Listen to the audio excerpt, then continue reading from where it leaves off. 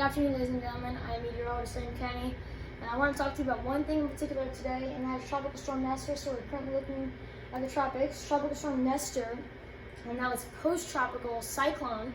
You might be wondering, why is it called a cyclone if it's in the Gulf of Mexico or the Atlantic? I actually just recently learned this. Thank you, Chief Meteorologist AP Johnson, for teaching me this. So the reason why this is called a tropical cyclone is because right here is our center of circulation, right where this, let me draw it in a better color so you guys can see that better. So right here is our big area of circulation right there where that black dot is. Now, in order for it to become a tropical storm, the amount of thunderstorms that we have, it needs to be anywhere in this area right here, okay?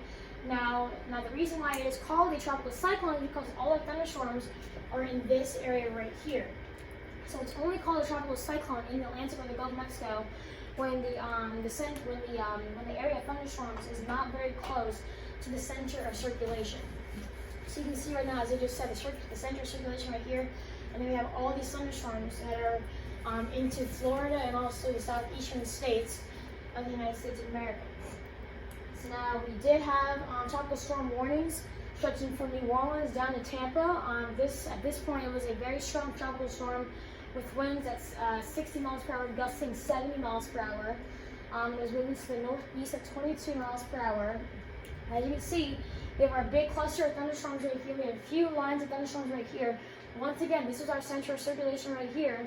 So we were getting several amounts of thunderstorms coming into the western Florida Peninsula and also heading into Alabama and also to the west and also to the northern Florida Peninsula.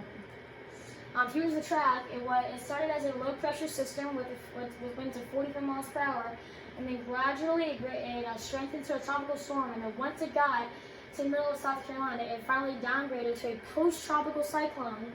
And once again, tropical cyclone, because we were still having a lot of thunderstormatic activity very far away from the center of circulation. So it did go through the Florida Peninsula, making landfall in the Florida Peninsula, right near Hurricane Michael made landfall a few years ago. Went into the middle part of Georgia, into South Carolina, and then into North Carolina, and now it is finally heading off into the middle of the Atlantic Ocean. So hopefully we won't get too much more rain. We probably will get a few more showers here and there throughout the day, going into Pennsylvania and also the Mid-Atlantic. But it shouldn't really be anything major. So here's what we had. Yesterday. We had several amounts of heavy rainfall coming into Atlanta. We had several tornadoes yesterday. Look at this, Savannah, Georgia. This is where we had one of a big tornado yesterday. It worked its way into cities like Myrtle Beach, Wilmington, and Charlotte, and Columbia.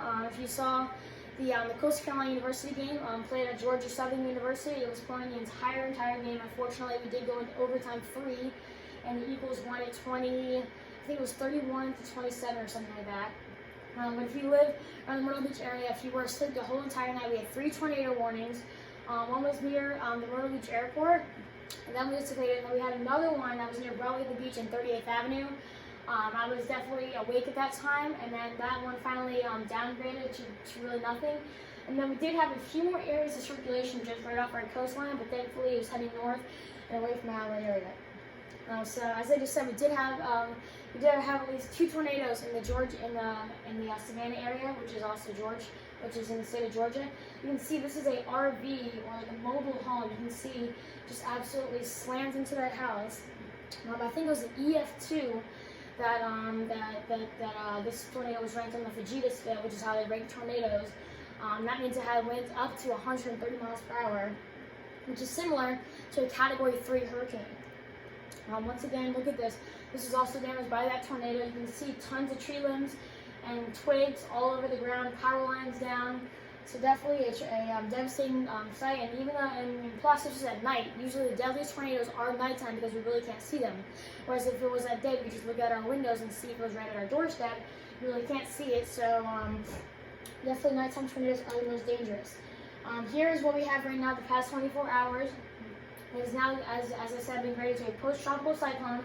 All the rain has finally, we still have a few showers in and around the middle part of South Carolina. Most of it is heading just to the east of Raleigh. You're still in it. But as I just said, West Virginia into going into regular Virginia, and also the southern to middle parts of Pennsylvania. But this storm will continue to move out into the northern Atlantic Ocean. But it's not out of the question that we can still see a few more showers in and around the mid-Atlantic. So now here's what we currently have for our setup right now in the atmosphere. We have Nestor that is continuing to work its way off into the middle part of the Atlantic Ocean, and then we have our next setup, another low pressure that is coming down, has the cold front and a warm front on it, which means it is stationary.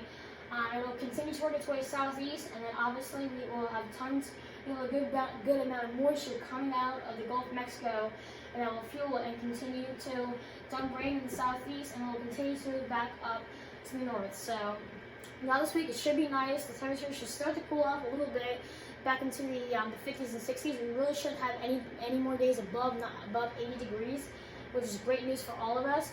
Once again, as I just said, Nestor continues to work its way off into the northeast, and then we have another low pressure that's coming down, and it will bring a few snow showers up into the northwest. But as it works its way down into Texas, Oklahoma, the Midwestern states, Tennessee, Kentucky, and then eventually the southeast, it should work its way sort of into the Atlantic Ocean, but it will bring a few showers into the Mid-Atlantic and the Northeast. Thank you guys all for watching this broadcast. I hope you stayed safe during the storm. I hope that you guys, if you did get affected by a tornado of any sort, that you didn't have too much damage or lose too many belongings. As I just said, this storm is forecasted to continue to move into the northeast, so we still may get a few showers. According to this model right here, we could still actually have a few showers once it is off in the Atlantic Ocean. We could still have a few showers going into the states of Massachusetts, Connecticut, and Rhode Island. So definitely be ready for anything that comes your way. Thank you guys for watching our broadcast, and I hope you have a great day.